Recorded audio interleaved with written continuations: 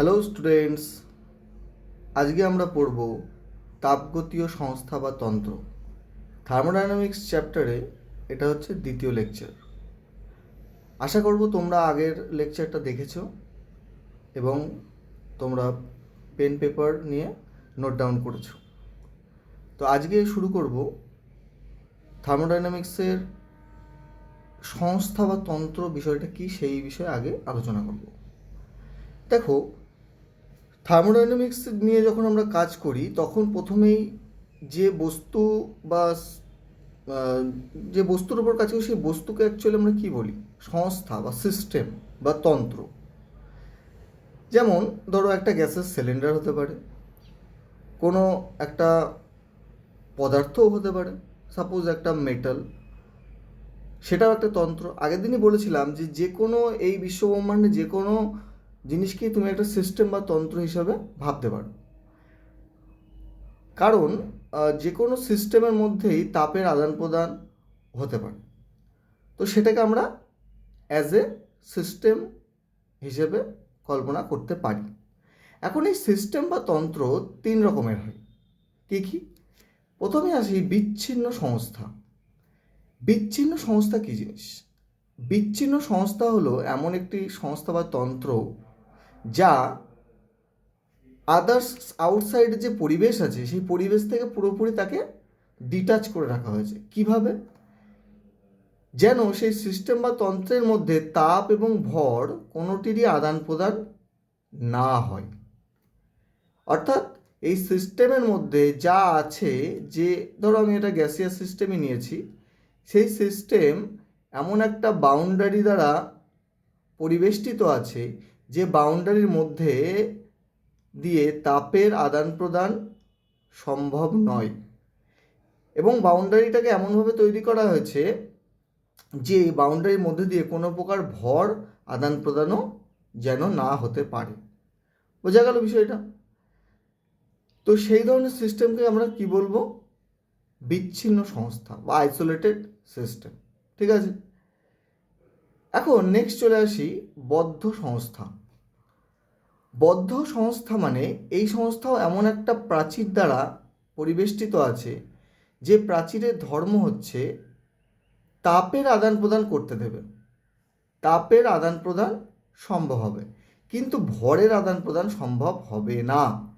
এমন একটা প্রাচীর বা ওয়াল দিয়ে এই সিস্টেমটাকে আবদ্ধ করে রাখা হয়েছে। বোঝা গেল? তাহলে সেটাকে কি বলবো? বদ্ধ সংস্থা। আর লাস্ট সিস্টেম কি? মুক্ত সংস্থা। মুক্ত সংস্থাকেও একটা প্রাচীর দেওয়া হয়েছে এবং একদিক খুলে রাখা হয়েছে। কেন? কারণ এই দিকটা দিয়ে ভরের এবং তাপের আদান প্রদান চলতে পারে, এবং প্রাচীরটাকে এমনভাবে বানানো হয়েছে যে প্রাচীর দিয়েও কি তাপের আদান প্রদান সম্ভব। তাহলে তাপ এবং ভর উভয়েরই আদান প্রদান যে সিস্টেমে সম্ভব তাকে বলা হয় কি? মুক্ত সংস্থা। সাধারণত ল্যাবে আমরা যে সমস্ত রাসায়নিক বিক্রিয়া ঘটাই, টেস্ট টিউব নিই। টেস্ট টিউব কিন্তু এক প্রকার মুক্ত সংস্থা তৈরি করে, যার মধ্যে তরল থাকতে পারে, গ্যাস থাকতে পারে, এবং সেখানে টেস্ট টিউবের মুখ দিয়ে গ্যাসের আদান প্রদানও হতে পারে, তরলের আদান প্রদানও হতে পারে। ঠিক আছে, টেস্ট টিউবটা যদি কাচের হয় বা মেটালের হয়, ন্যাচারালি কাচেরই হয়, তো সেখানে কি হয়? হিটেরও আদান প্রদান হয়। তাহলে বোঝা গেল মুক্ত সংস্থা কীরকম হতে পারে। তো নেক্সট দেখা যাক, থার্মোডাইনামিক্স পড়তে গেলে আমাদের কিছু চলরাশি নিয়ে কাজ করতে হয়। চলরাশিগুলো কী কী? দেখো, সংস্থার কী কী থাকতে পারে। একটা গ্যাসিয়াস যদি সিস্টেম নিই, তার কি থাকবে? আয়তন থাকবে, চাপ থাকবে, সেই গ্যাসের সিস্টেমের একটা নির্দিষ্ট তাপমাত্রা থাকবে, এবং সিস্টেমের একটা অভ্যন্তরীণ শক্তি থাকবে, আরও অনেক কিছু থাকতে পারে, এনট্রপি থাকতে পারে। ঠিক আছে, গ্যাসের ঘনত্ব থাকতে পারে, বহু কিছুই থাকতে পারে, যেগুলোকে আমরা কি বলতে পারি? তাপগতীয়, যেগুলোকে আমরা বলবো তাপগতীয় চলরাশি বা প্রাচল। ঠিক আছে, ভ্যারিয়েবলস। কোনো তাপগতীয় সংস্থায় যেসব পরিমাপযোগ্য, অর্থাৎ যাদের পরিমাপ করা যায়, পরিমাপযোগ্য ও সঠিকভাবে নির্দেশিত রাশিগুলির সাহায্যে সংস্থার তাপগতীয় অবস্থা সুনির্দিষ্টভাবে নির্ণয় করা যায়। তাপগতীয় অবস্থা এই জিনিসটা কি? তাপগতীয় অবস্থা মানে বোঝায় যে সংস্থা কোন অবস্থায় আছে, অর্থাৎ সংস্থার আয়তন কত, চাপ কত, তাপমাত্রা কত, অভ্যন্তরীণ শক্তি কত, কোনো একটা স্পেসিফিক পয়েন্টে বা টাইমে তার এই চলরাশিগুলোর মান কত, তাকেই কি বলে? ওই তাপগতীয় সিস্টেমের অবস্থা। ঠিক আছে, সেই রাশিগুলিকেই কি বলা হয়? তাপগতীয় চলরাশি। এখন এই তাপগতীয় চলরাশি দুই রকমের হয়, একটা হচ্ছে সংকীর্ণ হয়, আর একটা হয় কি ব্যাপক। সংকীর্ণ কারা? যারা ভর বা পরিমাণের ওপর নির্ভর করে না, ঠিক আছে, তাদেরকে বলে সংকীর্ণ চলরাশি। অর্থাৎ যেমন উষ্ণতা, তুমি ধরো কোনো একটা পাত্রে জল নিয়েছো, এখন ওই জলের একটা নির্দিষ্ট উষ্ণতা আছে, তুমি সেই কী করলে, সেই পাত্র থেকে কিছুটা জল নিয়ে অন্য একটা পাত্রে রাখলে, এবার দুটো পাত্রেই থার্মোমিটার ডোবালে, তো যখন জলটা তুলে নেবে অন্য পাত্রে রাখবে, তখন কি তার টেম্পারেচার চেঞ্জ হবে? কখনোই নয়। অর্থাৎ টোটাল যে জল ছিল একটা পাত্রে, তার পরিমাণ তুমি কমালে, কিন্তু উষ্ণতা কি কমলো না। ঠিক আছে, বোঝা গেল বিষয়টা? তাহলে উষ্ণতা, ঘনত্ব, এগুলো কি সবসময় সংকীর্ণ চলরাশি হয় বা প্রাচল হয়। ব্যাপক কি? ব্যাপক হচ্ছে যে সকল চলরাশি সংস্থার পরিমাণের ওপর নির্ভর করে, তাদের কি বলে? ব্যাপক প্রাচল বা ব্যাপক চলরাশি। যেমন তাপ, এখন যে উদাহরণটা প্রথমে দিয়েছিলাম, একটা পাত্রে তুমি জল নিয়েছিলে, তো জলের একটা নির্দিষ্ট টোটাল পরিমাণ একটা তাপ আছে ভেতরে, তাই না? এখন যখনই তুমি জল কমিয়ে দেবে, তাহলে মোট পরিমাণ যেই কমে গেল, তার মধ্যে টোটাল যে হিট এনার্জি সেটাও কী হবে? কমে যাবে। তার আয়তনও কী হয়ে যাবে? কমে যাবে। এবং তার অভ্যন্তরীণ শক্তিও কী হয়ে যাবে? অভ্যন্তরীণ শক্তিও কমে যাবে, তাই না? অভ্যন্তরীণ শক্তি মানে তার ভেতরের যে কী বলে, গতিশক্তি, তাই না? গতিশক্তি, স্মৃতিশক্তিকেই টোটাল তো অভ্যন্তরীণ শক্তি বলে, এটা আমরা আগের লেকচারে আলোচনা করেছি, তাই না? তাহলে অভ্যন্তরীণ শক্তি কিন্তু পরিমাণের উপর নির্ভর করে, পরিমাণ বৃদ্ধি পেলে তার ভেতরে অভ্যন্তরীণ শক্তিও বাড়বে। বোঝা গেল বিষয়টা? নেক্সট দেখো তাপগতীয় অবস্থা। এটা তো আগেই আলোচনা করলাম একটু আগেই, যে তাপগতীয় অবস্থা কি। ধরে নাও তুমি 10 গ্রাম হাইড্রোজেন গ্যাস নিয়েছো, কোনো একটা পাত্রে 10 গ্রাম হাইড্রোজেন গ্যাস আছে। এখন কোনো এক মুহূর্তে এর তাপগতীয় অবস্থাকে কীভাবে এক্সপ্লেন করে? যে এর প্রেশার P1 আছে, ভলিউম V1, টেম্পারেচার T1। এখন তাকে কি করলে, তার কিছু সময় পরে তার প্রেশার চেঞ্জ হয়ে P2 হয়ে গেল, আয়তন V2, টেম্পারেচার T2 হয়ে গেল, কিন্তু সেই ভর একই আছে, সেই একই গ্যাস আছে 10 গ্রাম। অর্থাৎ সে তার অবস্থা চেঞ্জ করলো, তাপগতীয় অবস্থা চেঞ্জ করলো, দেখো টেম্পারেচার চেঞ্জ হয়ে গেছে। অর্থাৎ তাপগতীয় অবস্থাকে এক্সপ্লেন করার জন্য যে যে প্যারামিটারগুলো বা ভ্যারিয়েবলসগুলো লাগে, সেগুলো কি? Pressure, volume, temperature. তাহলে সেগুলোকে যখনই চেঞ্জ করবে, তখন তার তাপগতীয় অবস্থাও কী হয়ে যাবে? চেঞ্জ হয়ে যাবে সিস্টেমটার। দেখো নেক্সট আবার এখানে নিয়ে গেছি যখন, সেই 10 গ্রামই আছে, আয়তনটা একটু কমে গেছে V3, ঠিক আছে, টেম্পারেচারটাও চেঞ্জ হতে পারে, প্রেশারটাও চেঞ্জ হবে। বোঝা গেল বিষয়টা? নেক্সট দেখো, যখনই তুমি আর একটা স্টেটে নিয়ে গেলে, আরও বড় আয়তন করলে, তখনও তো কি তার টেম্পারেচার, প্রেশার চেঞ্জ হতে পারে। অর্থাৎ এখান থেকে বোঝা যাচ্ছে যে তাপগতীয় অবস্থা কি আর কিছুই নয়, যখন কোনো একটা সিস্টেম যে স্টেটে থাকে, তার যে ভ্যারিয়েবলসগুলো P, V, T, সেগুলো যদি চেঞ্জ হয়, তাহলে তার তাপগতীয় অবস্থাও চেঞ্জ হবে। ঠিক আছে, আর কোনো একটা মুহূর্তে সে কোন স্টেটে আছে, সেটাই কি তার তাপগতীয় অবস্থা। ঠিক আছে, সেটাকে এক্সপ্লেন করার জন্য আমরা কি করি? এই ভ্যারিয়েবলসগুলো ইউজ করি। আশা করি তোমরা বুঝতে পারলে। নেক্সট দেখো তাপগতীয় সাম্যাবস্থা। সাম্যাবস্থা কী জিনিস? এই তাপগতীয় সাম্যাবস্থা থেকেই আর একটা সূত্র আসে, যাকে বলা হয় তাপগতিবিদ্যার শূন্যতম সূত্র বা জিরোথ ল। ঠিক আছে, এখন এটাকে জিরো কেন বলা হয়েছে? তাকে অ্যাকচুয়ালি তাপগতিবিদ্যার 3টে সূত্র ছিলই আগে, first law, second law, third law. Third law যদিও নেই তোমাদের, ফার্স্ট ল, সেকেন্ড ল আছে, কিন্তু এই থার্ড লর পরে 1931 সালে এই সূত্রটা আসে। যেহেতু এটা হচ্ছে থার্মোডাইনামিক্সের বেসিক সূত্র, এটাকে ফোর্থ সূত্র বলা যায় না, ওই জন্য একে 1-এর আগে রাখা হয়েছে। এই জন্য এর নাম হয়েছে কি শূন্যতম সূত্র বা জিরোথ ল অফ থার্মোডাইনামিক্স। বোঝা গেল? এখন কি এই জিরোথ ল সেটা আমরা ভালো করে বুঝে নিই। দেখো, আগে তত্ত্বটা কি সেটা পড়ি। ধরো এ আর বি দুটো সিস্টেম নিয়েছি। এ ও বি সংস্থা দুটি আলাদা আলাদাভাবে সি তন্ত্রের সঙ্গে অর্থাৎ সি সিস্টেমের সঙ্গে তাপীয় সাম্যে থাকে। তবে এ এবং বি তন্ত্র দুটিও নিজেদের মধ্যে তাপীয় সাম্যে থাকবে। বিষয়টা কি বোঝা গেল না? এখন এটাকে ছবির মাধ্যমে আমরা এক্সপ্লেন করব, দেখে নাও। ধরো তুমি একটা এ সিস্টেম নিয়েছো আর একটা বি সিস্টেম নিয়েছো। ধরো এ একটা সিস্টেম আর বি একটা সিস্টেম। এ সিস্টেমটা সি সিস্টেমের সঙ্গে তাপীয় সাম্যে আছে। তাপীয় সাম্যের অর্থ কি? অর্থাৎ এই যে মাঝখানে একটা ওয়াল আছে, দেখতে পাচ্ছ ওয়াল, এই ওয়ালের মধ্যে দিয়ে এদের তাপের কোনো আদান প্রদান হচ্ছে না, তাপ বিনিময় হচ্ছে না। এটা কখন হয়? এটা তখনই সম্ভব যখন এ সিস্টেমের টেম্পারেচার আর বি সিস্টেমের টেম্পারেচার সমান হবে। অর্থাৎ এ সিস্টেমের টেম্পারেচার টিএ আর বি সি সিস্টেমের টেম্পারেচার টিসি যখন সমান হবে, তখন এই সিস্টেম দুটোর মধ্যে যে ওয়াল আছে এই ওয়াল দিয়ে তাপের আদান প্রদান হবে না। তো আবার বলছি, ধরে নাও এ একটা সিস্টেম, সি একটা সিস্টেম, এরা মাঝখানে একটা ওয়াল আছে। সেই ওয়ালটা এমনভাবে যে এমন এর প্রকৃতি যে তাপের আদান প্রদান ঘটাতে পারে। এখন প্রাথমিক অবস্থায় যদি এ সিস্টেম আর সি সিস্টেমের মধ্যে টেম্পারেচার ডিফারেন্স থাকতো, তাহলে এদের মধ্যে তাপের আদান প্রদান ঘটতো। এটা হচ্ছে তাপ বিনিময় নীতি, যে টিএ যদি টি সির থেকে বড় হতো তাহলে টিএ কি দিত? সি সিস্টেমকে তাপ দিত। আর যদি টিসি বড় হতো টি এর থেকে, তাহলে কি সি সিস্টেম একে তাপ দিত। এবং এই তাপ দেওয়াটা কতক্ষণ চলতো? যতক্ষণ এদের দুজনের টেম্পারেচার টিএ আর টিসি কি সমান না হয়। ঠিক আছে, যখনই সমান হয়ে যাবে তখনই আমরা বলবো কি এ ও সি সিস্টেম কিসে আছে? তাপীয় সাম্যে আছে। তাপীয় সাম্যে আছে। বোঝা গেল? এখন আমরা ধরে নিয়েছি যে এ সিস্টেমটা সি সিস্টেমের সঙ্গে তাপীয় সাম্যে আছে, অর্থাৎ টিএ আর টিসি কী হবে? সমান হবে, টেম্পারেচার সমান হবে, তবেই এরা তাপীয় সাম্যে থাকবে। আবার বি সিস্টেম আর সি সিস্টেমও তাপীয় সাম্যে আছে।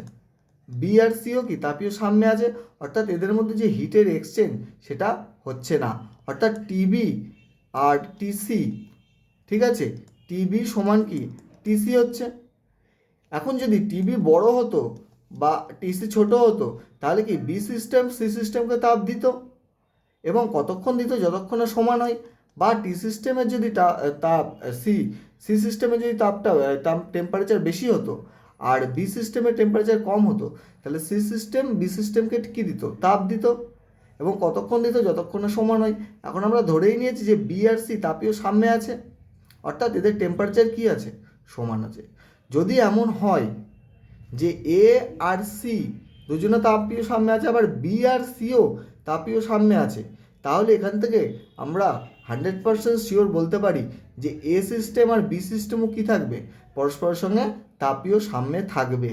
That's called zeroth law of thermodynamics. খুবই সহজ। এখান থেকে আমরা কিসের ধারণা পেতে পারি? এখান থেকে আমরা সিস্টেমের টেম্পারেচারের ধারণা পেতে পারি। তাহলে টেম্পারেচারের ধারণা কোন সূত্র থেকে আসছে? থার্মোডাইনামিক্সের শূন্যতম সূত্র থেকে আসছে টেম্পারেচারের ধারণা। বোঝা গেল? তাহলে দেখো, এ আর বি সিস্টেম, এ সিস্টেম আর বি সিস্টেম, এদের মধ্যেও কি তাপের আদান প্রদান হবে না। কেন? কারণ এ যেহেতু সি এর সঙ্গে যে তাপীয় সাম্যে আছে আর বিও সি এর সঙ্গে তাপীয় সাম্যে আছে, তাহলে এখান থেকে ডেফিনেটলি এ আর বিও কি তাপীয় সাম্যে থাকবে। অর্থাৎ এই যে টি এ টেম্পারেচার আর টি বি টেম্পারেচার, তাহলে টি এ ইকুয়াল কী হবে? টি বি হবে। এইটাই কি জিরোথ লতে বলা আছে। তাহলে তোমরা বুঝতে পারলে? যদি কোনো অসুবিধা হয় তাহলে ভিডিওটা একটু পজ করে ব্যাক সাইডে গিয়ে আর একবার দেখে নেবে, ঠিক আছে? তাহলে এই ধারণাটা তোমাদের পুরোপুরি ক্লিয়ার হয়ে যাবে। আর আশা করব তোমরা যে পেন পেপার নিয়ে বসেছো এবং এগুলোকে নোট ডাউন করছো, ঠিক আছে? এগুলো নোট ডাউন করে রাখো, তোমাদের পরীক্ষার আগে রিভাইজ করতে সুবিধা হবে। আর ভিডিওটা ভালো লাগলে অবশ্যই লাইক করবে, কমেন্ট করবে এবং শেয়ার করবে বন্ধুদের মধ্যে। তুমি যদি উপকৃত হও তাহলে আশা করবো তোমার বন্ধুরাও উপকৃত হবে। তো চলে আসি আমরা নেক্সট স্লাইডে। দেখো, তাহলে দেখো জিরো লটা একবার পড়ে নিই। এ এবং বি তন্ত্র দুটি নিজেদের মধ্যে কী থাকবে? তাপীয় সাম্যে থাকবে। এখন দেখো, তাপগতিবিদ্যার সমস্ত সংস্থা তাপীয় সাম্যের থাকার প্রয়োজনীয় শর্ত কি? প্রয়োজনীয় শর্ত, এটা মনে রাখবা, প্রয়োজনীয় শর্ত হলো সংস্থাগুলির মধ্যে সমান তাপমাত্রা বজায় রাখা। অর্থাৎ ওখানে যেমন বললাম টি এ সমান কি টিবি সমান কি টিসি, অর্থাৎ তিনটে টেম্পারেচারই সমান আছে, ওই জন্যই তিনটে সিস্টেম কি আছে? তাপীয় সাম্যে আছে। ওকে, আচ্ছা, নেক্সট আমরা যে ইম্পর্টেন্ট কনসেপ্টটা পড়বো তাকে বলে আপেক্ষিক তাপ ধারকত্ব, specific heat capacity. Very very important, আপেক্ষিক তাপ ধারকত্ব। তোমরা নিচু ক্লাসে আপেক্ষিক তাপ কাকে বলে জেনেছো, কিন্তু এখানে দেখো আমরা এর ডিফারেন্সিয়াল ইকুয়েশন যেগুলো হয় সেগুলো সম্পর্কে জানবো। ঠিক আছে, অর্থাৎ আপেক্ষিক তাপ ধারকত্বের একটু ডিটেলসে অ্যাডভান্স স্টাডি আমরা করতে চলেছি। ঠিক আছে, দেখো কি বলেছে, ধরা যাক যে কোনো সংস্থার ডেল কিউ পরিমাণ তোমাকে তাপ দিতে হবে, সরবরাহ করা হয়েছে। ফলে সংস্থার তাপমাত্রা টি ছিল, সেখান থেকে টি প্লাস ডেল টি বেড়েছে। স্বাভাবিক, যখনই তুমি কিছু পরিমাণ তাপ সিস্টেমকে দেবে, সে কি করবে? তার টেম্পারেচারকে বৃদ্ধি করবে। তাহলে সংস্থাটির তাপ ধারকত্ব কত হবে? তাপ ধারকত্বকে এস দিয়ে লেখে, যেহেতু এটা specific heat, del Q by del T, del Q by del T. অর্থাৎ ডেল টি পরিমাণ তাপ বৃদ্ধি করতে আমার ডেল টি পরিমাণ তাপ নয়, সরি, ডেল টি পরিমাণ তাপমাত্রা বৃদ্ধি করতে আমার ডেল কিউ পরিমাণ তাপ লেগেছে। এই যে রেশিওটা, এটাকেই বলা হয় কি? আপেক্ষিক তাপ ধারকত্ব। এক্ষেত্রে সংস্থার ভর এম হতে পারে, বা তুমি তাকে মোল সংখ্যা দিয়েও ধরতে পারো। ধরে নাও 1 কেজি ভরের কোনো বস্তুকে তুমি ডেল কিউ পরিমাণ হিট দিয়েছো, তার ফলে তার ডেল টি পরিমাণ টেম্পারেচার বৃদ্ধি হয়েছে। বা এরকম হতে পারে, একটা গ্যাসের সিস্টেম নিয়েছো যার মধ্যে 10 মোল গ্যাস আছে, বোঝা গেল? তাহলে 10 মোল গ্যাসে ডেল কিউ পরিমাণ তাপ দেওয়া হয়েছে, যাতে ডেল টি পরিমাণ উষ্ণতা বৃদ্ধি পেয়েছে। তাহলে তুমি কোনো যে সংস্থার পরিমাপকে দুইভাবে নিতে পারো, এক ভর দিয়ে আর একটা কি, তার মোল সংখ্যা দিয়ে। তাহলে দেখো, তুমি যদি এটা এম ভরের জন্য এই এস হয়ে থাকে, এসটা যদি এম ভরের জন্য হয়ে থাকে, তাহলে তুমি ভর নিরপেক্ষ কি করে করবে? তাহলে একক ভর বানাতে হবে। একক ভরের জন্য তাপ ধারকত্ব তাহলে কী হবে? স্মল এস সমান কী হবে? Capital S by M. অর্থাৎ যে এম ভরের জন্য নিয়েছিল সেই এম দিয়ে ভাগ করলেই কি পাবো? যে এস পেয়ে যাব। ঠিক আছে, আপেক্ষিক তাপ ধারকত্ব বোঝা গেল? তাহলে আপেক্ষিক তাপ ধারকত্ব আর কিছুই নয়, যে একক ভরের জন্য কোনো পদার্থ তার ডেলটি পরিমাণ উষ্ণতা বৃদ্ধি করতে যদি ডেল কিউ পরিমাণ তাপ নেয়, বা একক পরিমাণ উষ্ণতা বৃদ্ধি করতে যে পরিমাণ তাপ গ্রহণ করে, তাকেই কি বলা হয়? তার আপেক্ষিক তাপ ধারকত্ব। ঠিক আছে, এটাকে দেখো ডিফারেন্সিয়াল ইকুয়েশন বানানো যায় যে লিমিট ডেল টি সমান যদি আমরা 0 নিই, অর্থাৎ টেম্পারেচার খুবই খুবই ক্ষুদ্র বাড়াচ্ছি, তাহলে তো এটা ডিফারেন্সিয়াল হয়ে যায়। তোমরা ম্যাথে করেছো ডিফারেন্সিয়াল ইকুয়েশন, যেখানে হয়তো তোমরা এখনও করোনি, তোমরা শিখে যাবে পরে। তো এইভাবে আমরা লিমিট দিয়ে যে ডেলকে স্মল ডি দিয়ে লিখি, এটাকেই কী বলা হয়? আপেক্ষিক তাপ ধারকত্ব।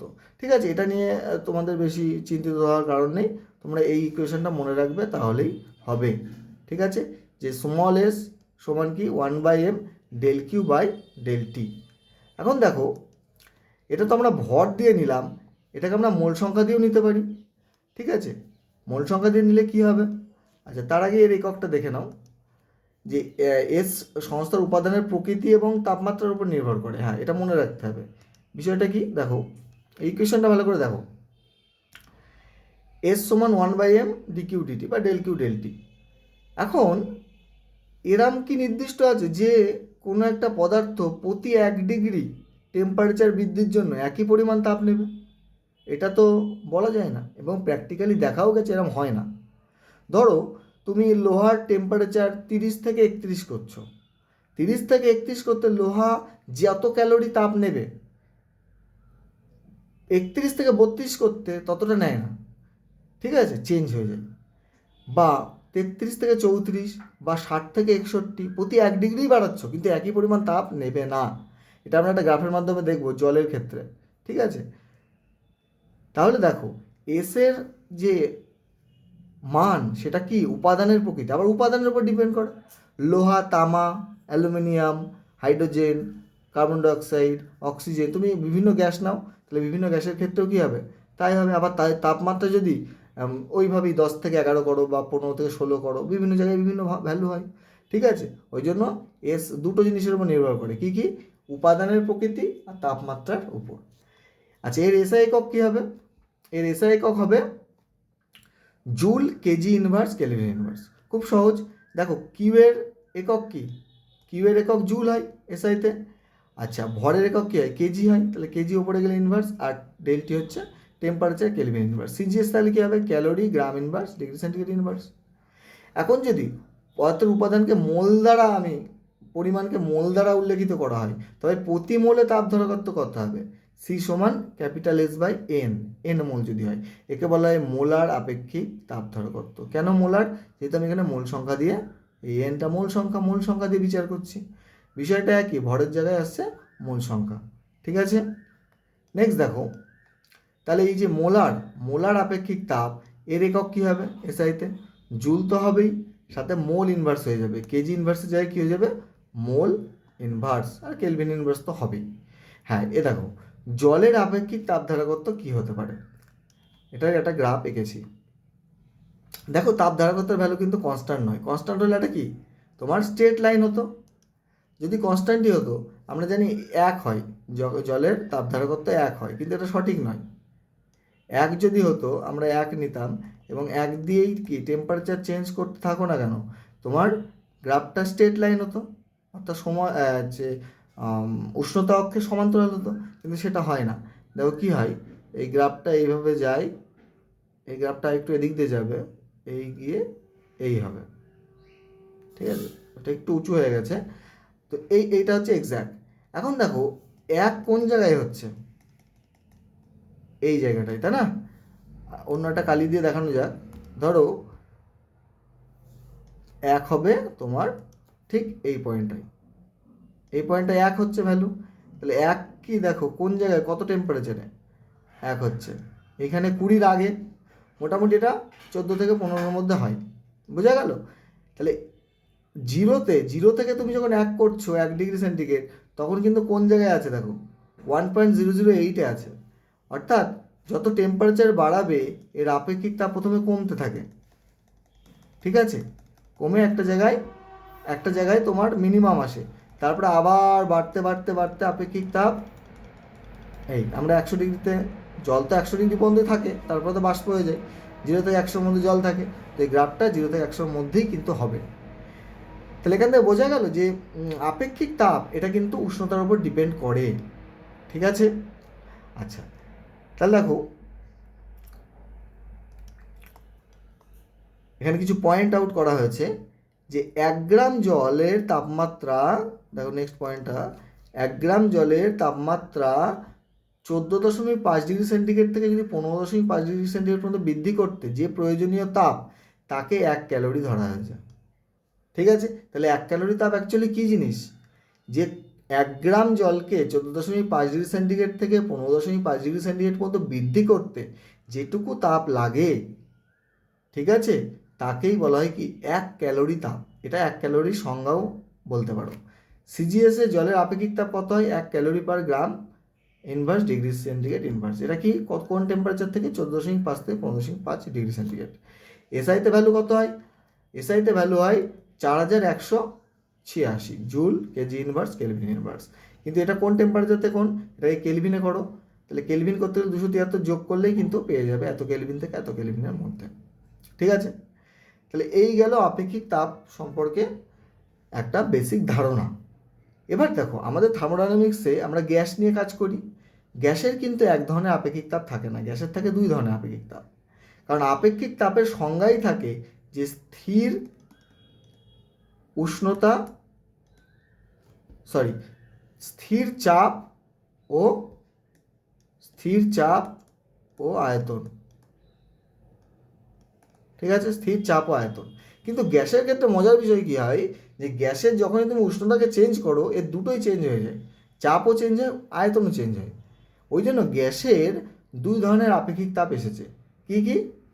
একটা হচ্ছে স্থির আয়তনে আপেক্ষিক তাপ, আর একটা হচ্ছে স্থির চাপে আপেক্ষিক তাপ। বোঝা গেল?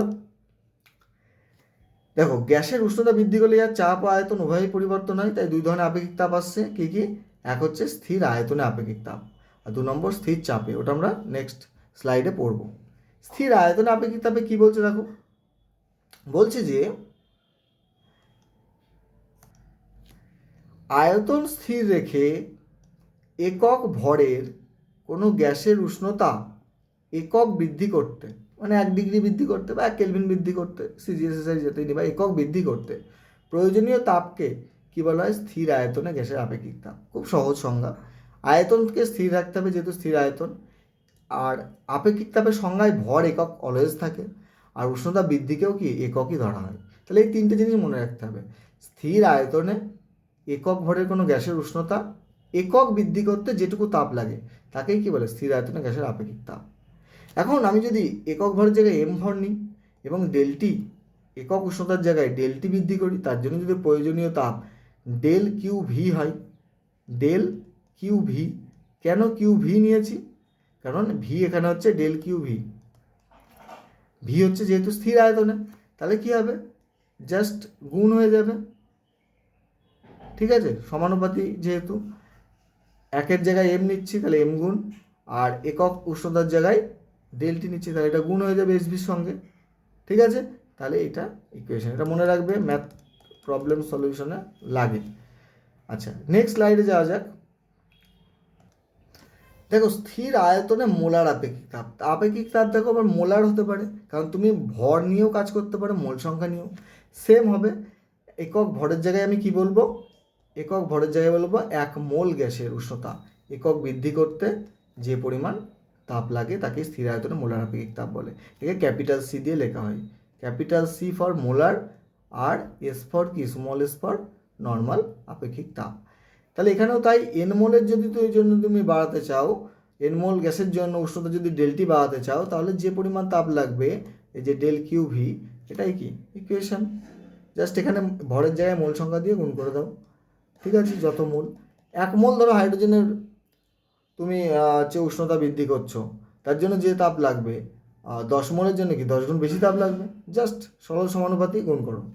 নেক্সট দেখো, স্থির চাপে, স্থির চাপে আপেক্ষিক তাপ কি হয়? স্থির চাপের ক্ষেত্রে স্থির চাপে একক ভর, 1 আসবে একক ভর, আর 2 নম্বর কি আসবে?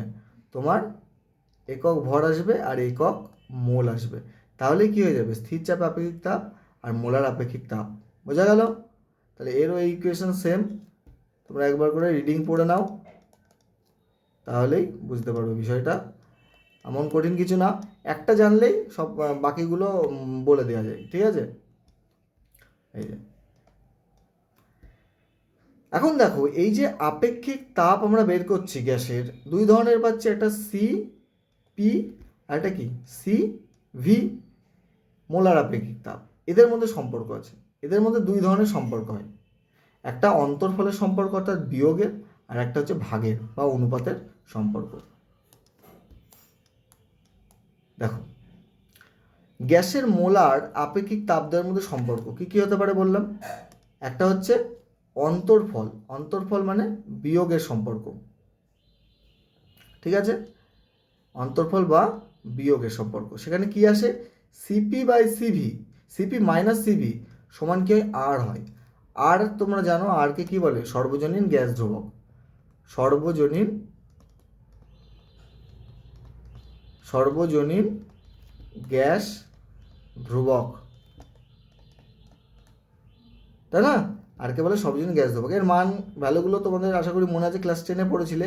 8.314 ইন্টু 10⁻7 আর্ক দিয়ে যদি নাও, আর 8.314 হয় জুল দিয়ে নিলে, 0.082 হয় লিটার অ্যাটমসফিয়ারে, আর 1.987 হয় ক্যালোরিতে হয়, তাই না? এই চারটে মান তোমাদের মনে রাখতে হবে। আর একটা হয় অনুপাতের ইকুয়েশন, গামা চিহ্ন দিয়ে লেখে গামা সমান হয় সিপি বাই সিভি। বোঝা গেল? এই দুটো টার্ম কিন্তু মনে রাখতে হবে, হ্যাঁ, প্রবলেম সলিউশনের জন্য। এখন সিপি মাইনাস সিভি কী করে আসে সেটা আমরা এক্সপ্লেন করে দেখব, ঠিক আছে? সিপি মাইনাস সিভি সমান আর, এটার প্রমাণ তোমাদের আসতে পারে থিওরিটিক্যাল কোশ্চেনের মধ্যে, ঠিক আছে? আর প্রবলেম সলভিংয়ের জন্য এই ইকুয়েশনটা মনে রাখলেই যথেষ্ট। দেখো, এক্ষেত্রে আমরা 1 মোল আদর্শ গ্যাস নিয়েছি। আদর্শ গ্যাসের অবস্থা সমীকরণ তোমরা জানো, পিভি ইকুয়াল টু এনআরটি হয়। পিভি ইকুয়াল টু কী হয়? এনআরটি। এখন দেখো, এনটা আমি 1 মোল নিয়েছি যেহেতু, তাহলে এখানে আরটি হয় শুধু। এখন আমরা কি জানি যে ডেল কিউ সমান del U plus P del V. এখন বলো পি ডেল ভি কোথা থেকে আসলো? তো ডেল ডাব্লিউ ছিল, তাই না? তাহলে দেখো কীভাবে আসলো, একটু এক্সপ্লেন করা যাক। ধরো কোনো একটা সিস্টেমের ওপরে তুমি যদি ওয়ার্ক ডান করো, ঠিক আছে, এর আয়তন V1 আছে, ঠিক আছে, তুমি ধরো একটা প্রেশার পিতে করছো এটা, তাহলে সিস্টেমটা ওয়ার্ক ডান যদি করো, ধরো এর গ্যাসের প্রসারণ হলো, তাহলে কী হলো? V2 হয়ে গেল, তাই না? তাহলে V2 যখনই হবে, তাহলে এর ওয়ার্ক ডান কত হবে? P V2 মাইনাস কি V1। বোঝা গেল? তাহলে ওয়ার্ক ডান মানে কি অ্যাকচুয়ালি বল ইন্টু সরণ, তাই না? আর পিভির আমরা জানি মাত্রা কি হয়? পিভির মাত্রা হয় কার্যের মাত্রা, ডাব্লুর মাত্রা, ঠিক আছে? তাহলে পি V2 ছিল পি V2 মাইনাস V1, তাহলে এখানে প্রেশার তো কনস্ট্যান্ট রাখা হয়েছে, সেই সেম কনস্ট্যান্ট প্রেশারে এর আয়তন V2 থেকে V1 হয়েছে, তাই না? তাহলে মোট কৃতকার্য কত হচ্ছে? P V2 minus V1। এখন এই V2 মাইনাস V1কে ডেল ভি দিয়ে লেখা হয়, তাহলে ডেল ডাব্লু ওয়ার্ক ডান সমান কী দাঁড়াচ্ছে? P del V. তো সেখান থেকে আসছে পি ডেল ভি, হ্যাঁ। তাহলে দেখো ডেল কিউ সমান কি? Del U plus P del V হলো। এখন যদি স্থির আয়তনে শোষিত তাপ ডেল কিউ ভি হয়, তাই না, স্থির আয়তনে, তাহলে আয়তন স্থির মানে কি? ডেল ভি সমান 0 হবে। আয়তন V2 মাইনাস V1 0 হয়ে যাবে, আয়তন তো চেঞ্জ হচ্ছে না। তাহলে আমরা সিভি সমান কি জানি? Del Q by del T. First ইকুয়েশনই পড়িয়েছিলাম এটা শুরুতেই। এখন দেখো ডেল কিউ, একে যদি আমরা এই ইকুয়েশনটা থেকে ডেল টি দিয়ে ভাগ করি, এই ইকুয়েশনটাকে টোটালটাকে ডেল টি দিয়ে ভাগ করি, তাহলে কি দাঁড়াবে? Del U by del T plus P, আর ডেল ভি তো 0, তাহলে এটা 0 হয়ে যাবে। তাহলে অ্যাকচুয়ালি সিভি সমান কি দাঁড়ালো? সিভি সমান দাঁড়ালো ডেল ইউ ডেল টি। অর্থাৎ স্থির আয়তনে আপেক্ষিক যে তাপ, মোলার আপেক্ষিক তাপ, সেটা কি অন্তঃশক্তি বা ইন্টারনাল এনার্জির কি উষ্ণতার সাপেক্ষে ইন্টারনাল এনার্জির পরিবর্তনকে কি বলা হয়? সিভি। বোঝা গেল? এবার যদি আমরা স্থির চাপে শোষিত তাপ ডেল কিউ পি হয়, তাহলে সেম এই ইকুয়েশনটাকে যদি আমরা ডেল টি দিয়ে ভাগ করি, তাহলে কী পাচ্ছি? Del U by del T plus P del V by del T. যেহেতু এখানে প্রেশার কনস্ট্যান্ট, তাহলে পি নেওয়া হয়েছে কনস্ট্যান্ট। এখন দেখো পিভি ইকুয়াল টু আরটি, এটাকে যদি টি এর সাপেক্ষে অবকলন করি, অবকলন মানে কি? পরিবর্তন করি ডেল টির সাপেক্ষে, তাহলে কি দাঁড়াবে? তাহলে দেখো দাঁড়াবে যে